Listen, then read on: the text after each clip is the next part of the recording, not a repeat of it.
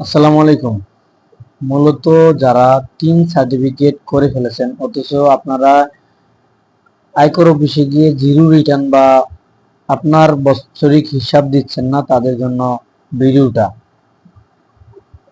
আপনারা যদি বছর শেষে আয়কর অফিসে গিয়ে জিরো রিটার্ন না দাখিল করেন তাহলে কিন্তু আপনাদের 5 বছরের জেল হতে পারে, অথবা যেই ধরনের জেল হবে, যেই কারণগুলা, আপনি বছরে 3.5 লাখ টাকার উপর যদি ইনকাম করেন তাহলে অবশ্যই আপনাকে আয়কর অফিসে গিয়ে জিরো রিটার্ন দাখিল করতে হবে, অথবা 3 ধরনের ব্যক্তিদের ক্ষেত্রে এটা করতে হবে না।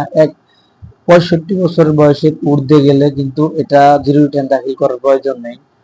2 নম্বর কথা হচ্ছে যারা প্রবাসী ভাই আছেন, প্রবাসী ভাইরাদের জিরো রিটার্ন দাখিল করার কোনো প্রয়োজন নেই বা আয়কর হিসাব দেওয়ার কোনো প্রয়োজন নেই।